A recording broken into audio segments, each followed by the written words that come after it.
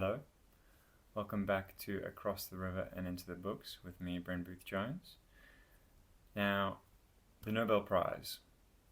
It's been awarded since 1901 and it was set up according to the will of the inventor and entrepreneur Alfred Nobel. And there's always a lot of debate around this award. Is it really the most prestigious and eminent award in the world? Some people argue that it's just a bunch of wrinkly wannabe Vikings dishing out this lavish prize to whoever they most fancy. I decided that the only way I can really have an opinion on this is if I read at least one book by every single person on this list. Here is the website of the Nobel Prize, started by Alfred Nobel after he died, and they've been awarded almost every year since 1901 in the categories of physics, chemistry, physiology, or medicine, literature, and peace. I'm going to start with literature because that is my field of interest. I will, see how it goes from there. I can go literature. All years. John Foss was the 2023 winner. And, besides some war years in the early 1940s, it's been awarded pretty much every year. So what I'm going to do is I'm going to start with what I have available on my shelves. I don't have Sully Prudhomme. Strange fella. So I'm going to try and do a bit of snooping around and try and get hold of some of the work of the prize winners, the more obscure Nobel Prize winners. And in the meantime, I'm going to discuss books by writers that I do already have. So we'll be jumping around a bit, but I think it's going to be fun. I'm going to take 10 of the Nobel Prize winners that I currently have on my shelf and discuss one or two or maybe three books by each of them. And I'm going to try and focus on books by these authors that I haven't talked about in other videos, and maybe sort of unusual or unlikely recommendations.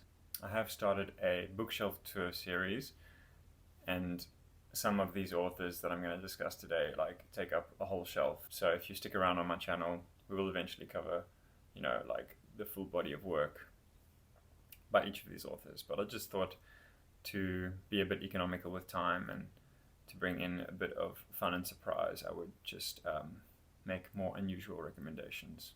The first one I'm going to discuss today is the Nobel Prize winner of 1948, and that is T.S. Eliot. Now, of course, he's most known for The Wasteland and Four Quartets and Proof, Rock and Other Observations, but I'm going to discuss a very quirky book of Eliot's, and that is Old Possum's Book of Practical Cats. I've got this gorgeous Faber and Faber edition.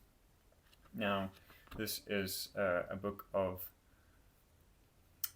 comic light verse that he wrote for the children and grandchildren of friends, as well as his own nephews and nieces.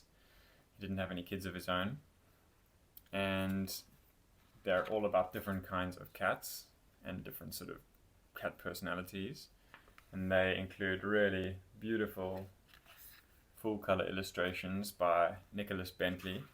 This one is called The Naming of Cats. When you notice a cat in profound meditation, the reason I tell you is always the same. His mind is engaged in a rapt contemplation of the thought of the thought of the thought of his name. His ineffable, ineffable, deep and inscrutable singular name. So, Eliot was known for his serious, modernist, sort of mini epics, as well as his criticism, but I just thought I would talk about Old Possum's Book of Practical Cats because I actually reread this not so long ago, and I think I appreciated it more the second time. Something maybe light, but if it's done well and it's done with feeling and with heart, then it's a worthwhile piece of literature, and this certainly is. All right, next I'm going to discuss the 1954 winner, Ernest Hemingway.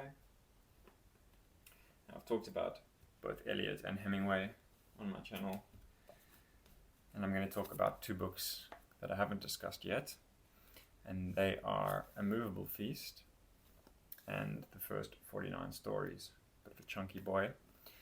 So A Movable Feast is probably my favorite Hemingway.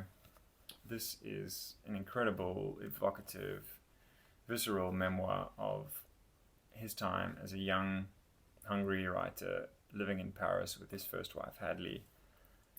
And he doesn't have much money, or so he claims anyway. There's been a lot of criticism and discourse around the sort of veracity of this tale, that maybe he did have family funds or his wife had money, but nonetheless you don't have to take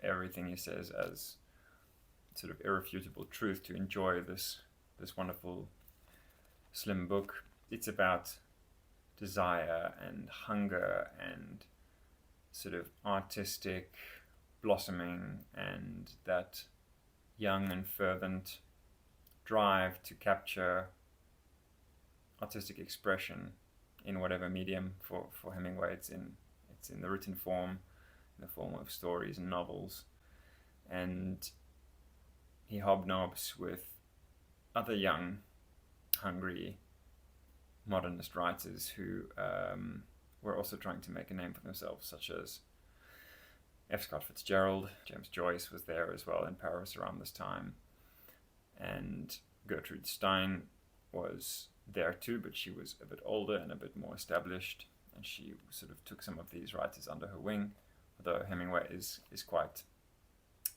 negative in his portrait of her in this story. And it's enjoyable, but that doesn't mean that he's a likable guy, or that the version of himself that he portrays here is likable. But if you've spent any time in Paris, especially in the summertime, I think that this book captures it so gorgeously. And if you haven't spent time in Paris, and you want to get close to that feeling, the romance, the sort of the weight and atmosphere of history, the sensuality, the big tree-lined avenues, the cobbled streets, the cafes, the river running through it, the little bookshops, the way in which the city is really lived in the streets. It's a very outdoor kind of city, especially in the summertime. I think this book does a good job of capturing that, and that sensual hunger,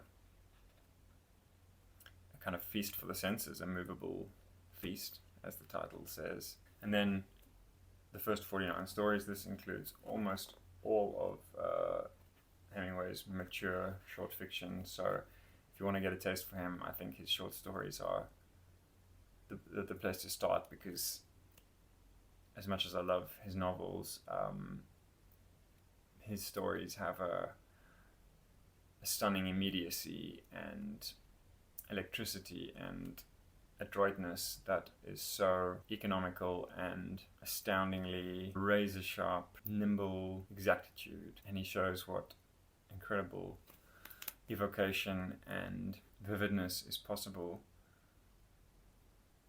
with very little superfluous extravagance and arrow sharp. Okay, next is Albert Camus. Pretty sure I've talked about some of his books on my channel before as well, so I definitely haven't talked about this one, and it is The First Man. Now, this was Camus' last book. It was published posthumously, and it was published a long time after he died. He won the Nobel Prize in 1957. He was killed in a road accident in 1960. This only came out in 1994. So 34 years after he died. And I think that was to do with the sort of felt impropriety of his position, re French colonialism and Algeria. But nonetheless, he grew up in Algeria. He was born there. He never met his father. His father was killed in the First World War. And he was raised by a very poor mother.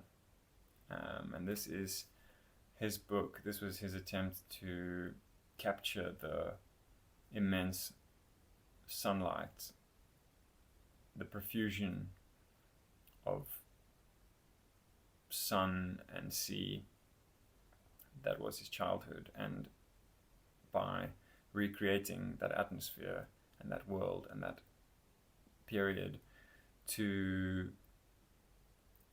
excavate his own artistic and intellectual sensibility and his development and how he came to be who he was as a writer and a thinker. And it's very tender, heartfelt, wistful, regretful, but lacking in sentimentality, which is quite a feat. And if anyone is looking to write about their own childhood experiences and formative dimension of that, and to explore their inchoate younger self, I would recommend reading The First Man by Camus. The next Nobel Prize winner I'm going to discuss is Samuel Beckett. He won this award in 1969. Now, I'm going to talk about the complete dramatic works, because this is a real humdinger, chock full of sweaty, claustrophobic, anxiety-inducing, cramped, and cornered terror, fear. Beckett is not easy to read. He's not comfortable and relaxing. You know, if you want to lay awake with existential dread until 3 a.m., reflecting on every nook and cranny of your deepest fears, then by all means dive into a bit of Beckett. This complete works includes Waiting for Godot, as well as a whole bunch of shorter plays. Some of them are really, really good. Waiting for Godot is good too. Perhaps Last Tape is one worth checking out. It is this play in which a man makes these kind of diaristic recordings of his day and his thoughts, but at the same time he's hunting through old tapes and playing old recordings, and it's this kind of desperate loop of self-reflexive horror and existential nihilism. It's pretty dark and intense. Next up is 1978's Nobel Prize winner Saul Bellow. I'm going to talk about Seize the Day.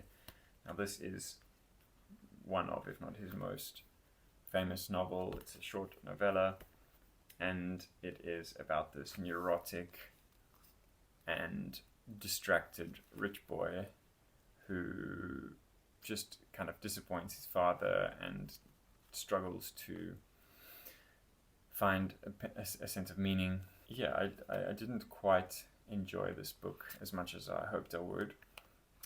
Bellow is renowned for being stylistically rich and idiosyncratic, and for painting very impressionistic images. And he's got that real limber elasticity of American diction, and particularly Jewish American East Coast chattiness. It's a kind of queasy interrogation of the macabre, cold-blooded ruthlessness of chicken farmers, which is unexpected. Wilhelm had a queer feeling about the chicken industry, that it was sinister. On the road, he frequently passed chicken farms, those big rambling wooden buildings out in their neglected fields. They were like prisons. The lights burned all night in them to cheat the poor hens into laying, then the slaughter. Pile all the coops of the slaughtered on end, and in 1 week they'd go higher than Mount Everest or Mount Serenity. The blood filling the Gulf of Mexico. the chicken shit acid burning the earth. And I think that reflection on chicken farms speaks to this sense of the American dream, in which, you know, you can sort of take advantage of weaker beings and dominate them in order to make enormous profits, and how in New York you would have this really glitzy hotel scene of elite personages living it up, but the reality of what it takes to generate that wealth was often, in Bellow's own words, sinister. Next, I'm going to jump forward to 1991 and talk about Nadine Gordimer. This is a writer whose work I adore. She was a South African writer, and I'm going to talk about Some Monday for Sure. This is selected short stories, but I love it because it's got so many of her best stories in it. And it's a similar sentiment to what I talked about with Hemingway, that Nadine Gordimer also wrote some fantastic novels, such as The Conservationist, probably her best one. But her short stories really bring her literary prowess to the fore. She's got a kind of more flavorful stream of consciousness, a bit more loose and weird and tangly stream of consciousness than, say, Virginia Woolf, and more political than Woolf, I think, at least in terms of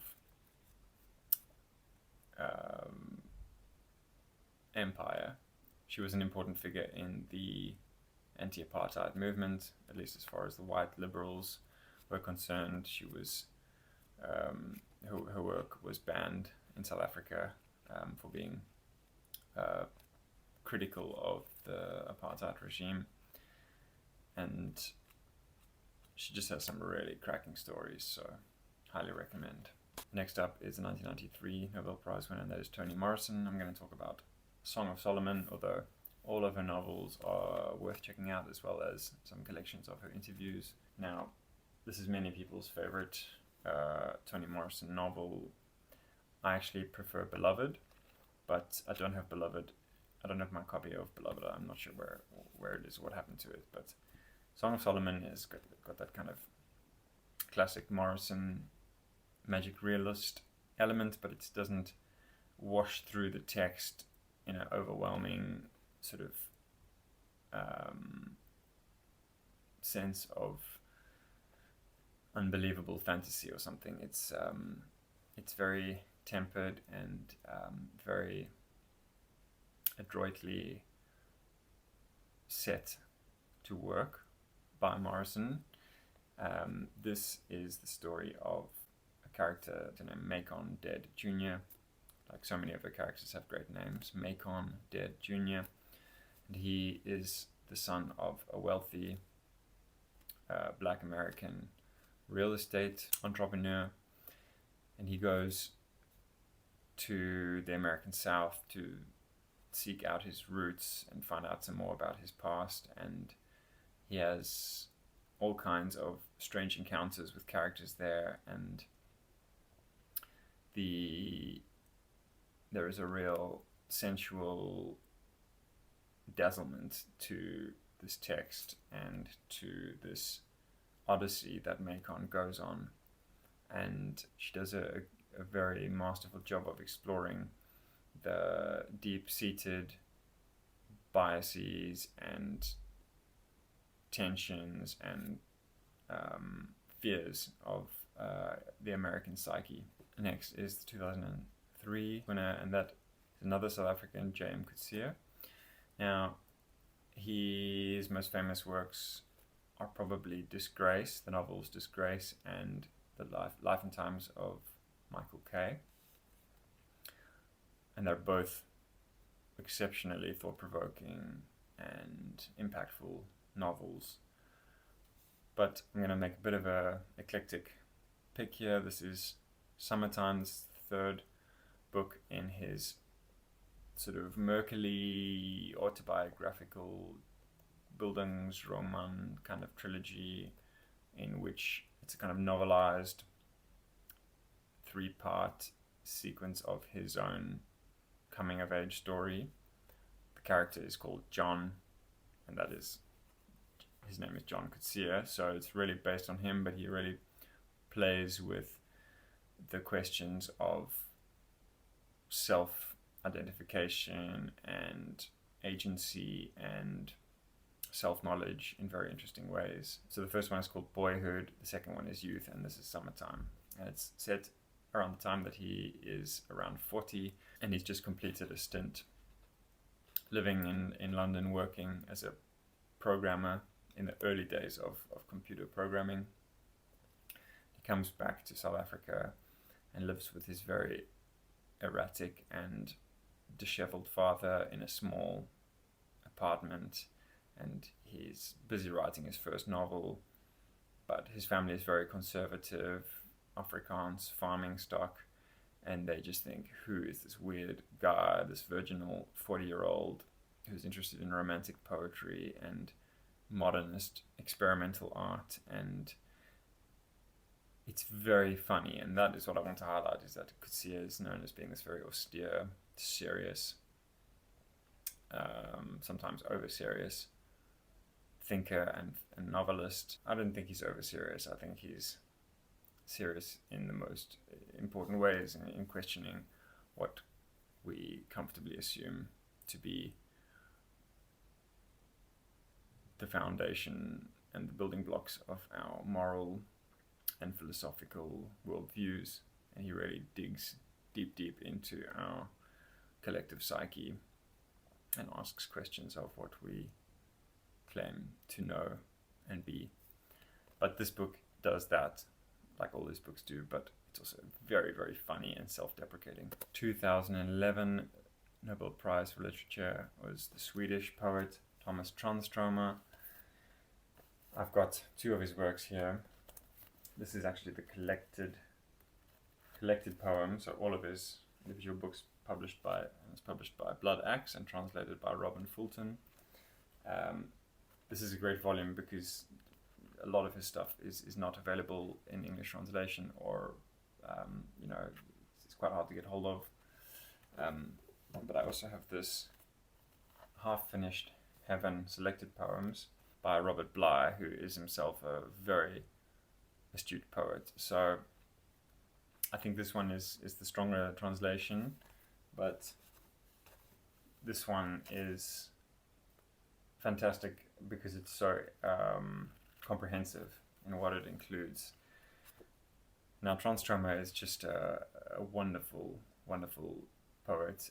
He was a psychiatrist working in youth correction facilities in Sweden, and he has this very spare, quiet impactfulness, deep stillness. You could be in a kind of ordinary setting in one of these poems, and he has this ability to just sweep the rug out from under you and elevate and amplify and augment a sort of mundane setting into immense cosmic, psychic, philosophical insights. There's a real spacious roominess in which the air has a kind of capacious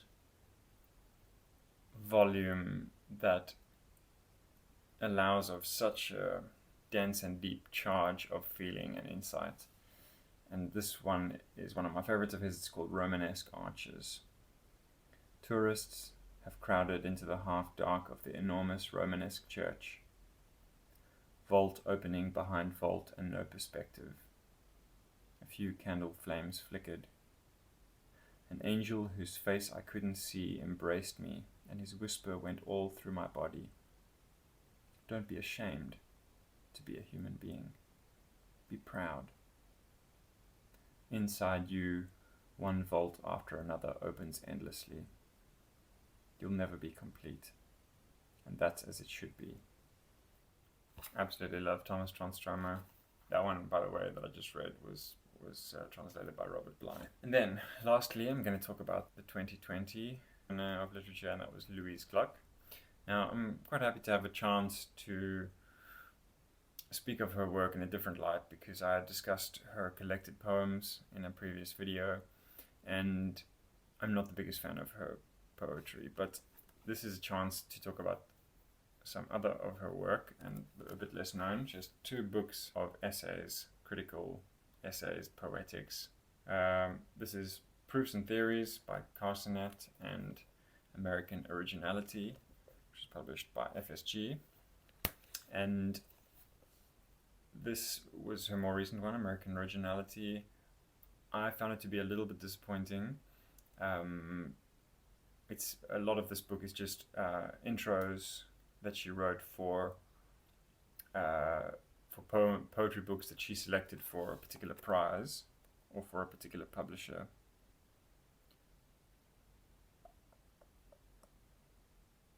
It's the Yale Younger Poets Prize. So she judged this competition, or at least judged the finalists, selected the winner, and then wrote introductions for each of those winning books.